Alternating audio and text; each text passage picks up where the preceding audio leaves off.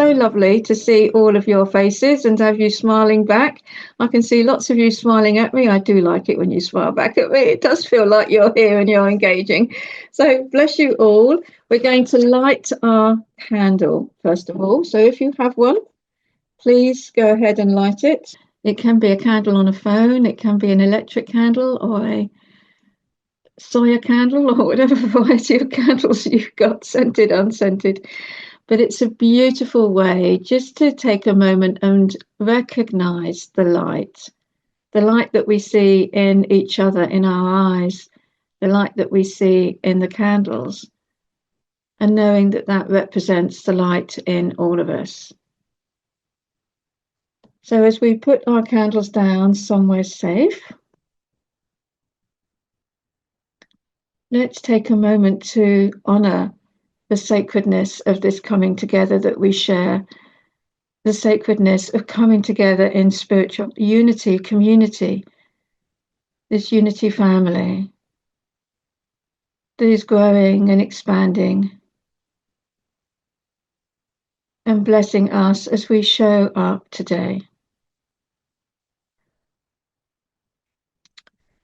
And I'm going to invite you to join me in saying this statement together, and it will lead into prayer. Let's say it together. I am now in the presence of pure being, immersed in the Holy Spirit of life, love, and wisdom.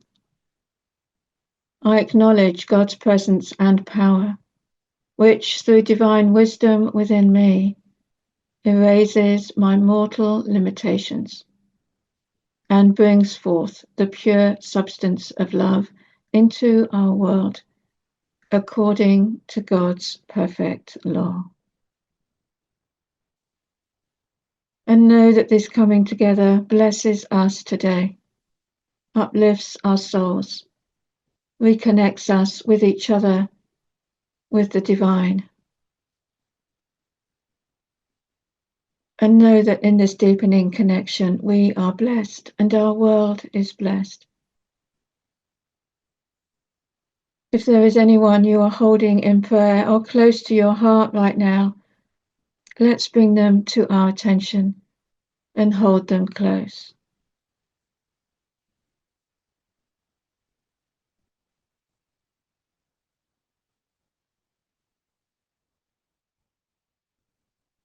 We particularly think of Steve and Pauline de Haven.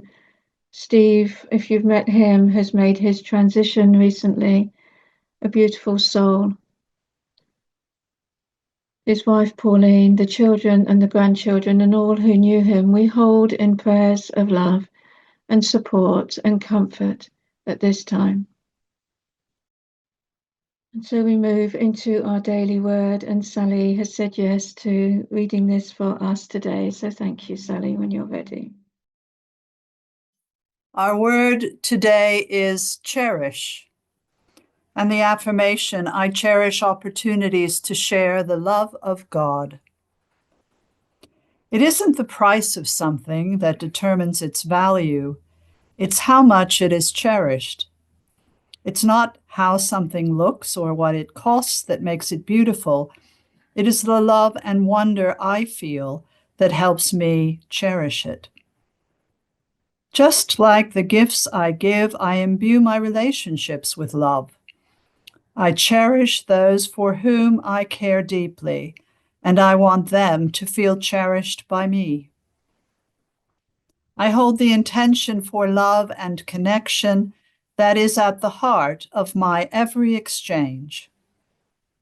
Just as I feel cherished as a divine being, I share the love of God through my kind and considerate acts. At the heart of every kindness I extend is the prayer that those I serve will feel cherished, not only by me, but by God. And the scripture from Thessalonians, so deeply do we care for you that we are determined to share with you not only the gospel of God, but also our own selves, because you have become very dear to us. So as we think of our word cherish and our affirmation, which we'll say together at the end of a brief meditation, and close our eyes and move into that special place within us where we can feel the divine love that really is the source of any human love that we can express. As we cherish this beautiful, divine, never-changing love, it becomes easier to let go of anything within us that might be blocking our expression of love towards others. Hurts, worries, fears. In the presence of divine love, these melt away, and we are open, willing, receptive, inspired, strengthened, nourished, and inspired by this beautiful gift of love, which is always ours and always will be.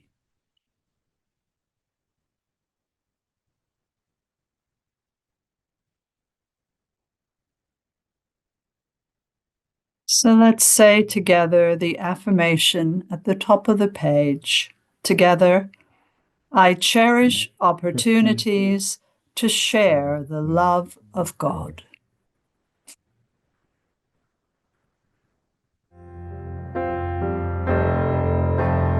I breathe in,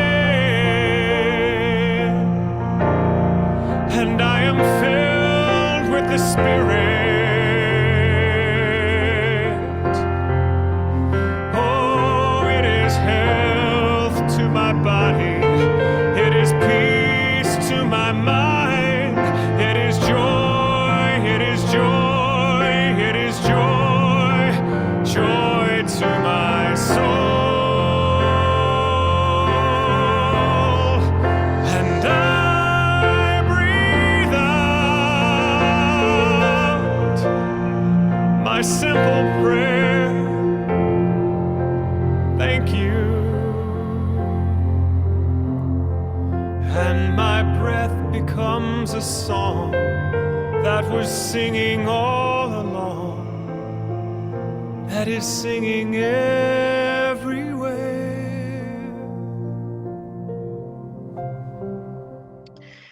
So we're moving into our time of sharing. We're doing it slightly differently today because I've invited a few people to share a little bit about why they're here in Unity. And that's because there's a real sense of wanting to move forward in Unity. There's a real sense of evolution and growth and movement. And that means not just us individually, but Unity as a whole. And for Unity to grow and evolve, we find new ways of doing things. We find new ways of expressing ourselves. We find new ways of showing up. So that was my original intention for this service today, to make that a key point of the talk. And we will come to a few ideas. But before we get to that, it's very much honouring and recognising how we got here and why we came. They're really important questions to ask ourselves. What brought me to Unity? Why did I come? And what am I getting out of it right now? How is it blessing me? So we have 4 lovely people who are going to share some of their thoughts around all of that. We've got Bev, then Nancy, then Jane, and then Angus. So Bev, I'm going to move straight to you first of all, if you are happy, and we are very excited to welcome you, and thank you so much for doing this today. I think it's a great idea, actually, and I'd love to share my story. back in the day, I was a head teacher, and we've just gone through Ofsted, and I thought, you know what? I'm going to get fit. I'm going to get fit again. So I started playing netball.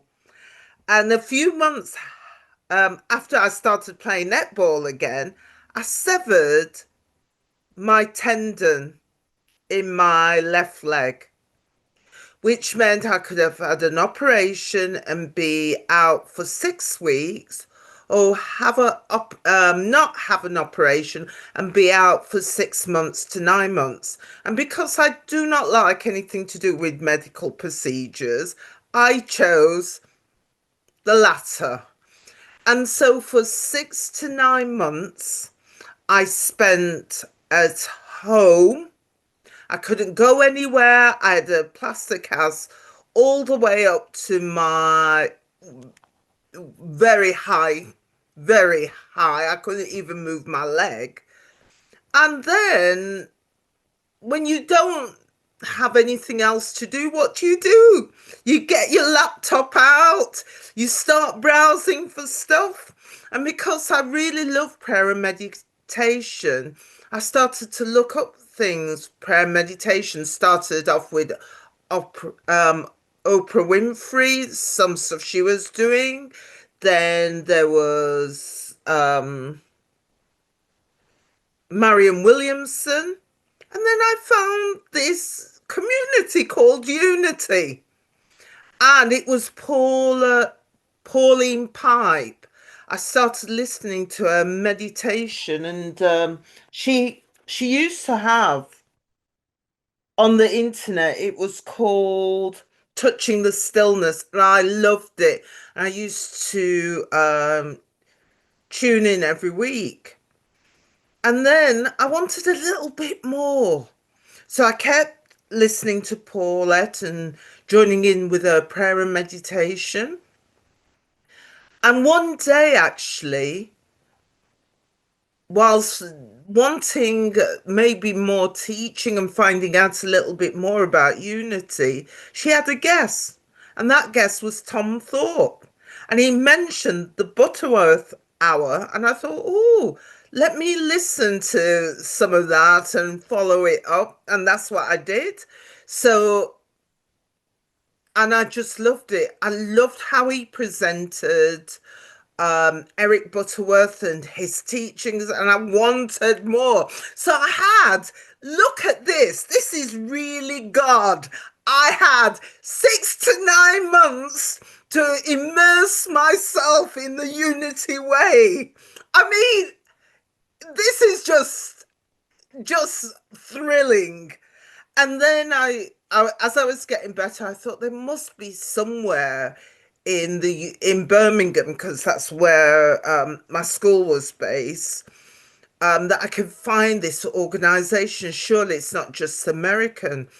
And I did. I found it, and I don't know how I found it, whether or not it was Unity UK or anyway. I found Birmingham Unity, and the first day I went in, it was quite a cold room.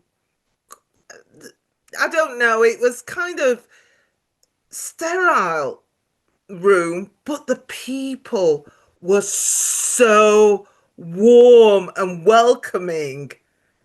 Really, they touched my heart so much. And Karen, she was the leader, but she didn't stand as a leader. She wasn't like, oh, you have to do it my way or the highway. It was kind of, no, we're not about that. We're about you getting to know how to come to your own understanding of faith. And I was like, oh, wow. Are you going to tell me what to do then? And she was like, no, that's not what we're about. And that's how I actually came to Unity. And I went one Saturday, because it was every third Saturday. And there weren't any clapping, because I was from a Pentecostal evangelical church. There weren't clapping or singing. But the word was really solid. It was wonderful. And how do I feel now? I still feel the same, and I really thank God for Birmingham Unity. And even though actually I started, and 3 months after, I was headhunted for a job in Sheffield, and it was like, oh, I'd only been there for a little while. But I decided that I would still keep going, and I'd travel from Sheffield every third Saturday, until actually we were no longer. But in a sense, and Lisa's one of the people that came in later, even though we might not be in the physical building, we're still there. And what a value and what a great thing we have with Zoom, because we can still connect. And that's my story. Yeah, oh, I love your passion and your energy and your enthusiasm, Bev. You really bring that to every meeting that we have. It's a delight. I'm very grateful as well to Karen and Unity Birmingham and the showing that it gave for all of us to take part over those years. And there's still energy in the Unity Birmingham group. It still continues. It's just in a slightly different way. That's beautiful. Thank you, Bev. Okay, Nancy, you all set, Nancy? Thank you. For me, I found Unity through Daily Word. I was about 16 or 17 years old, and I was living in Chicago at the time, and I used to love to go downtown. I was old enough to ride the bus by myself. My mother would let me. And downtown was where all the cool bookshops were. So I liked to go downtown and see all the different books and things. I was very, very curious, and I was always reading about all sorts of subjects. And not only were there the bookshops down there were people standing on the corners handing out free tracts, free magazines, free newspapers. And so I would take anything that was offered to me and take it home and have a read of it. But Daily Word I found on the pavement.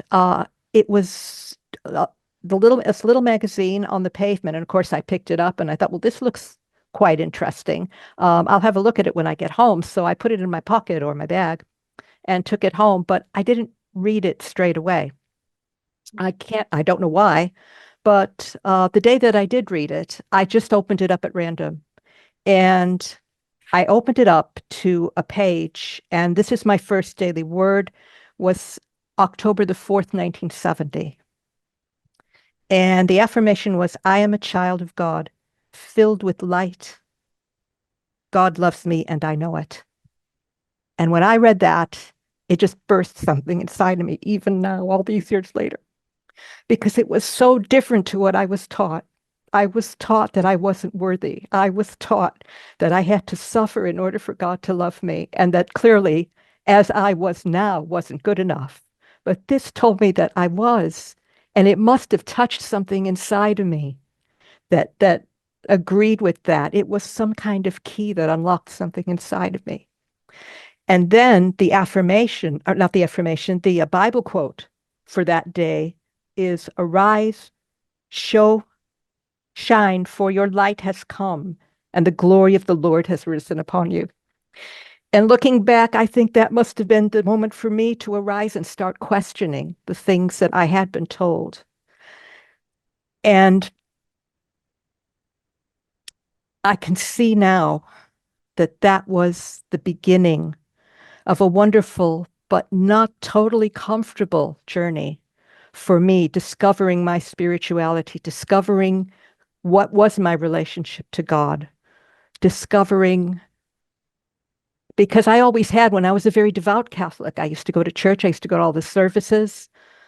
So I wasn't looking for something different. I didn't kind of like a lot of what I was told, but because I was told it was the truth, I thought I must, I've got to have that, and I've got to be with it. I've got to be on the side of that. So I actually believe Spirit led me to it, even without me even knowing that that was the case, because a couple of years later, I was accepted into the college that I went to and stayed at for 4 years to get a degree. And that turned out to be 45 minutes away from Unity Village, which when I was accepted, I wasn't aware of that. So I was able to make a couple of visits to Unity Village those first years when I was in college, and that was just fantastic. I bought everything I could get my hands on. I signed up for Daily Word and for the Unity magazine, which was a monthly magazine at the time. And on the back of those magazines, there used to be a blurb written by Charles Fillmore, who described how he saw Unity. And I loved the first line of that. It said, "Unity is a link in the great educational movement inaugurated by Jesus Christ." And I thought, great, all I have to do is study. I don't have to convert anyone. I don't have to go and tell everyone what I've got is really great and you have to have it too. All I have to do is study it. Well, it took me decades to realize that because it was described as practical Christianity, it's not just enough to study it. You've got to actually be able to make it work. I would read and read and read, and it was a long time. It was several months or several years, decades actually, before I realized I've got to make this work. It's no good just reading about it. You've got to make it work. And so that's why I'm more comfortable now with the quote that Mark Hicks puts on his website.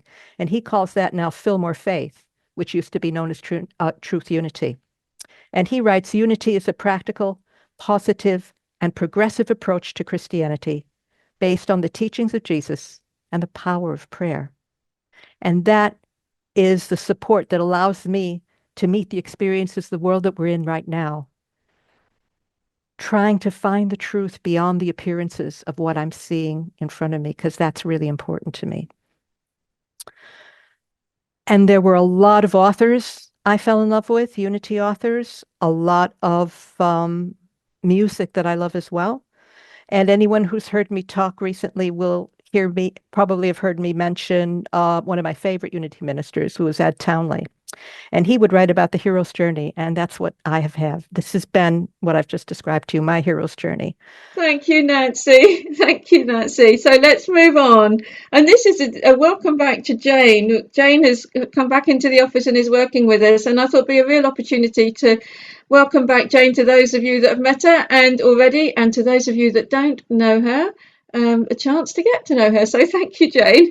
My journey in and through and back again to Unity has been quite an adventure. I first discovered Unity, I think, in about 2002, and it was somebody in a fellowship I belonged to had mentioned somebody called Emmett Fox, and they suggested I read this Emmett Fox, which I did, and I was very moved by the way he described thinking, the power of thinking, and how, you can change the way you think and all of this. And so I started doing research on Unity, and I got to American Unity through the internet, and I looked for local groups, and there weren't any.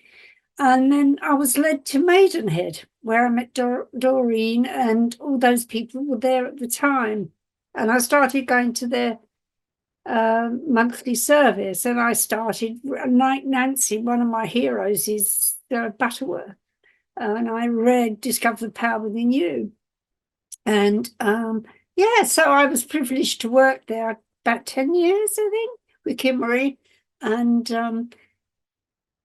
it moved me. I was a seeker of spirit of some kind. I was not a lover of the religions that I had been brought up with as a child, or indeed as a young adult. But I always thought there was a God, but I couldn't see that God in the way that he was taught to me, or she, or it.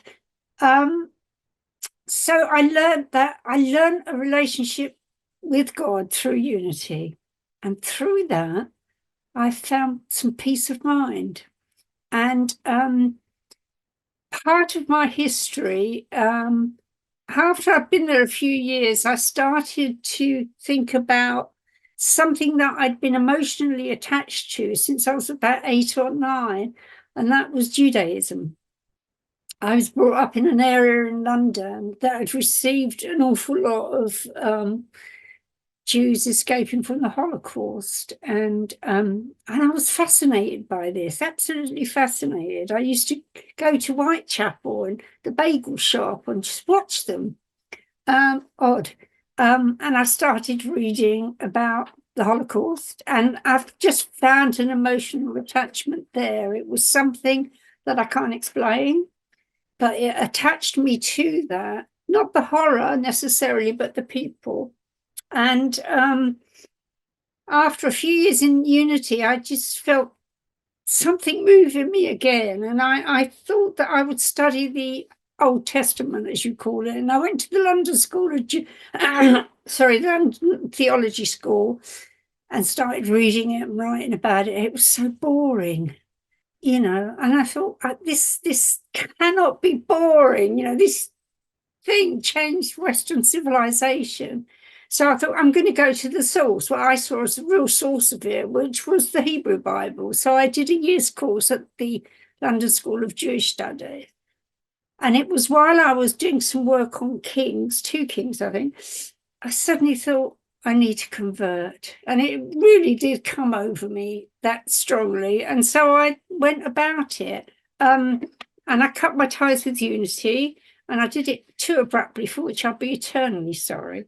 And I took a conversion course, and I was accepted into the tribe in September 2015, and it was marvelous. It really was. I have to tell you that it's changed my life incredibly. So my whole idea of God and how I worship, and my empathy with the tribe.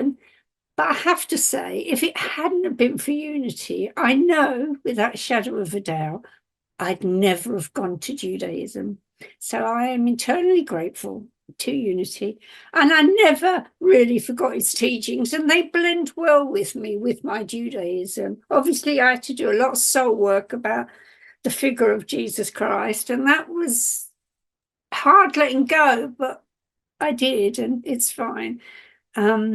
And then I used to stay in touch with Unity. Steve, my husband, worked at Unity, and I used to chat to Kimerie now and then. And then one day, I don't know, a couple of years ago, Steve couldn't make he had to go out. He was in the midst of his telephone duty, and he had to go out. And I said, well, I'll do it, because I'd done the prayer line before.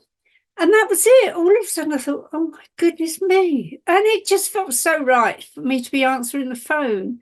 And weeks went by, and I did more of it, and I really got a lot out of it. I felt my spirituality was in practice. And then something, this is all over a period of time, not a day after another. And then a vacancy sort of came up at Unity, and I thought, yeah, I'd love to do it. So I applied for it, if you will, and got it. Surprise, surprise. And I came back, and it's like I came home. That's the only way I can describe it. I have no regrets. I'm still a very strong Jew, and I still am. I practice my Judaism quite thoroughly. But there was this holy place as well, this place that taught me about being different, this place that showed me a world that I like to live in. And it also helped me to be the person I wanted to be. So I had that strength of Judaism leading me down this way of being the person that I wanted to be. And then I had Unity backing that up, So spiritually, I feel very healthy at the moment. How long it'll last, I have no idea. But I do. And I feel that I still swear like a trooper. I do, and I try and stop it. We'll have to start a swear jar again, won't we? We raised a lot of money last time you were with us. Oh, God, about 80 quid in a couple of months. Anyway. £1 a shot was quite generous. Yeah, I mean, this is all very new to me, as you can imagine. I haven't gone to a service for years and years. But I just felt moved to talk to you about my experience. And please, when Jane came back, it was like, I know some of you know Jane from before, but a lot of you don't. And it was just seemed like a fabulous opportunity just to say it doesn't matter what faith you are, Unity can join you in that phase. You know, we don't try to convert you and change you and move you from something. It supports everybody where they're at. Angus, how are you going to wrap this up, Angus? Okay. I need to start. Before I start, I need to tell you a little story that kind of sums up my attitude to traditional church. I used to go to Bourneville College, and there was a lecturer there who was very good. And when I took him an essay, he would say, "I like this. I like the ideas expressed. Do you want me to know how you can improve on it?" I'd be, yes, yes, yes. And then he moved on and replaced by someone who said, "This is rubbish. The spelling's terrible. The grammar's terrible." And of course, immediately they said that, my hackles went up. That was my attitude to traditional church. Traditional church seemed to be saying, "You're a bad person. The things that you do are bad."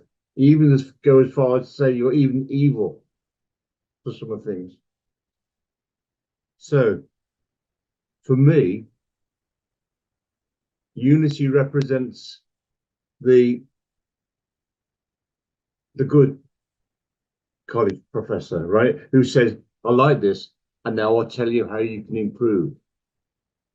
So, my first experience of Unity was by the Daily Word. I don't know how I found it. It might have been on one of the tables where I live, where people share books. It might not have been. I don't know. But all of a sudden, I think, like so many people, it made sense. This was some kind of rationale that I could understand. So time passed, and then I found out about the prayer meetings in the morning, joined them, but only maybe once, 2 or 3 times a month. And then my next adventure was up in Yorkshire at the retreat. And I thought, this is brilliant. Sharing meditation with people was brilliant. So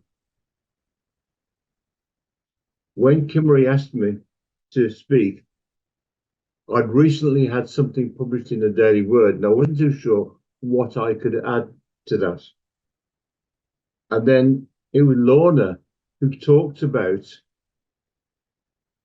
her battle with self-esteem, even having to go to university to kind of prove to people that she was someone of worth. And it suddenly dawned on me that one of the things that had changed over the time with Unity was my perception. I didn't look for validation from other people anymore. I still listened to what other people said, but I validated myself. And then only a couple of days ago, it was about 8:58, and everyone was on screen, and I looked at myself and thought, I can see myself. You know, big deal, you're thinking. But when you go into a room normally, you see others, you don't see yourself. And I realized I could see myself as part of a group. I belonged, not just in a physical sense, but in a kind of emotional sense.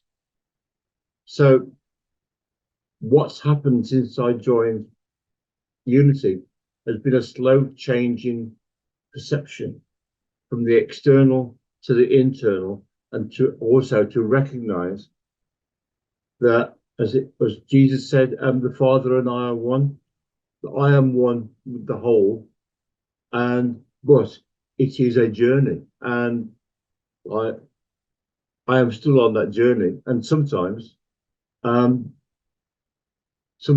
falter. Sometimes I go through difficult times, but it's still a journey I'm very happy to take. I'm very glad that I started. So for that, I am grateful to Unity. Thank you. Thank you, Angus. Thank you, all of you. So I'm going to go straight into some quiet time and invite you to reflect on the questions that I am going to ask you. So take a moment just to get comfortable in your chair once more. To relax into the seat that's supporting you, to feel the support of your home and to feel the support of this group. Our daily word today was cherish. Let's feel cherished. Let's feel nourished by being here today. And just take a moment to reflect. How did you find unity?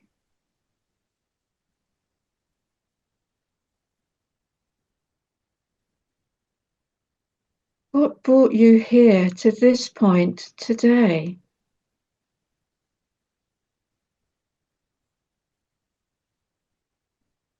Was it a conscious soul searching or serendipitous? It seemed to happen to you.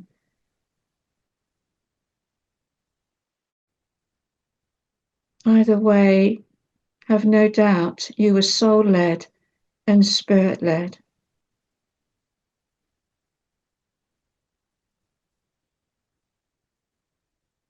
It's important to acknowledge these steps that brought you to unity, that keeps you here today, and also to acknowledge who and what you are today, right now.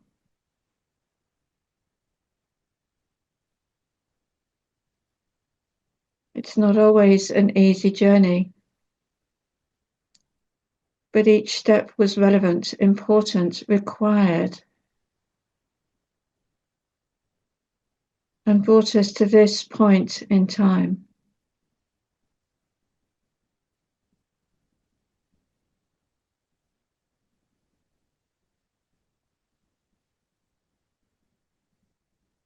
You may even notice some changes in yourself, or your life has changed, reflecting the inner change in you.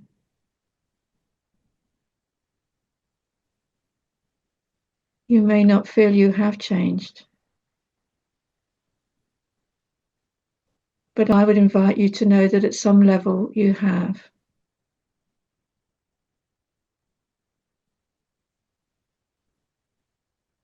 So let's take a moment to acknowledge all of that and to give thanks, to feel that blessing of appreciation that brought you to here and now.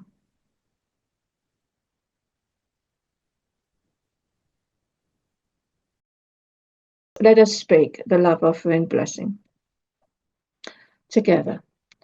Divine love expressing through me and as me, blesses and multiplies all that I have, all that I give, all that I receive, and my awareness of all that I am. And so it is. Amen. So we're moving into the peace song. I am not sure what version of this we've got. Paul couldn't find it very easily before. So Paul, I'm going to hand over to you to play it. Thank you.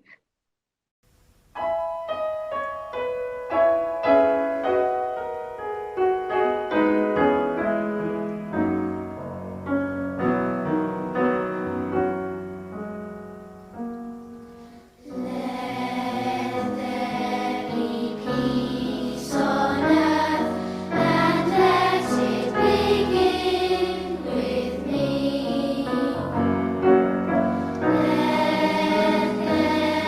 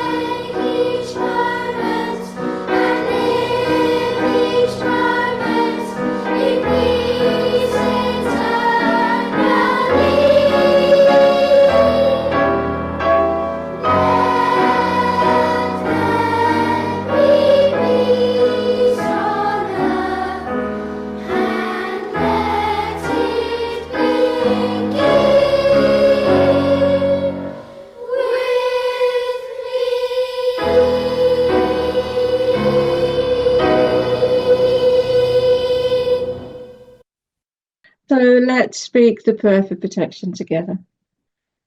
The light of God surrounds us. The love of God enfolds us. The power of God protects us. The presence of God watches over us.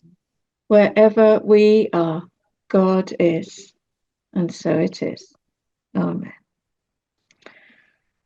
Oh, thank you, everyone. It's been a delight. Let me just invite you to unmute if you'd like to say goodbye. I look forward to seeing you soon and sharing more time together. Have a lovely afternoon. Lovely to see you. Thank you. Bye-bye. Thanks, everyone. Bye, Bye-bye. everyone. Bye.